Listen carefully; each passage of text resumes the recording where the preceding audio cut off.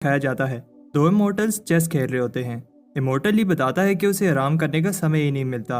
वो बताता है कि उसने किसी से वादा किया था, जो भी एक स्पेशल अगरबत्ती जलाएगा मुझे उसे अपना स्टूडेंट बनाना होगा। पर 3 साल से जब भी कोई वो अगरबत्ती जलाता है उसे बहुत जल्द बुझा देता है, और मैं जब भी वहाँ जाता हूँ तो वहाँ कोई नहीं होता। इन 3 सालों में 13वीं दफ़ा फिर से कोई अगरबत्ती जलाता है। ली कहता है कि मैं देखता हूँ कौन मेरे साथ मजाक कर रहा है। दूसरी तरफ आत पर दिखाया जाता है जो अगरबत्ती जला रहा होता है वो हमारा हीरो बाय है। वो खुद से कहता है इस बार मुझे इसका सामना करना होगा, हर बार मैं भाग जाता हूँ। ये रिचुअल ही इतना खतरनाक होता है। बाय पर आसमान से बिजली गिर रही होती है। विलेजर्स प्रे कर रहे होते हैं और बाय को कहते हैं कि ये लड़का कितना बेवकूफ़ है। तब बूढ़ा एल्डर कहता है तो मैं ऐसा नहीं कहना चाहिए, बाय हमारी फैमिली की तरह है।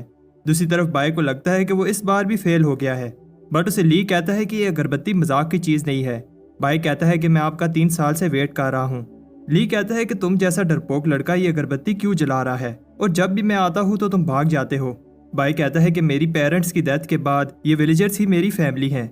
सब जानते हैं कि अगरबत्ती जलाने से आप मुझे अपना स्टूडेंट बना लोगे। तो विलेजर्स मुझे कहते हैं कि बाय तुम हम सबको छोड़ के ना जाओ। ली जब बाय की ये बात सुनता है तो सोचता है बाय इतनी यंग एज में भी दूसरों की केयर करता है। बाय कहता है कि मुझे आप अपना स्टूडेंट बना लो, मैं भी आपकी तरह इमोर्टल बनना चाहता हूँ। बाय कहता है जाने से पहले मुझे विलेजर्स को गुड बाय कहना है, वो मेरे बगैर नहीं रह सकते।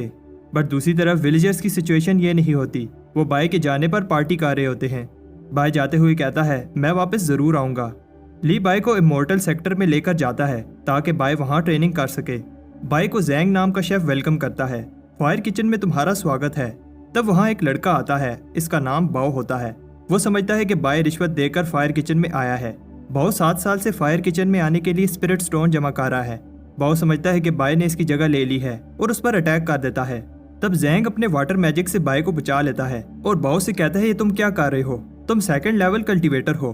बाओ नहीं सुनता और बाय पर चैलेंज मैजिक कास्ट कर देता है, और वो कहता है कि जब टाइम आएगा हम में से कोई एक ही जिंदा रहेगा। बाओ वहां से भाग जाता है। जैंग कहता है कि तुम डरो मत, जब तक तुम उससे फाइट नहीं करते तुम्हें कुछ नहीं होगा। फिर जैंग बाय को बताता है fire kitchen upper level elders के लिए खाना बनाता है और सारे इंग्रेडिएंट्स हाई स्पिरिचुअल पावर के हैं जो ट्रेनिंग में मदद करते हैं। बाय फायर किचन का 9th मेंबर है, इसलिए इसे डिवाइन इंस्ट्रूमेंट सिलेक्शन सेरेमनी के लिए ले जाया जाता है।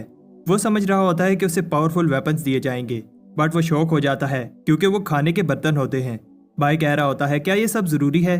जैंग उसे कहता है कि हर फायर किचन मेंबर के लिए ये जरूरी है, ये हमारी पहचान है। बाय को एक बर्तन मिलता है। बाय कहता है क्या ये चलेगा। सब हंस रहे होते हैं क्योंकि ये एक टर्टल शेल की तरह लग रहा होता है। जैंग उसे बताता है कि 10 कल्टीवेशन लेवल्स होते हैं, जितना ज्यादा तुम्हारा लेवल होगा उतनी टेक्निक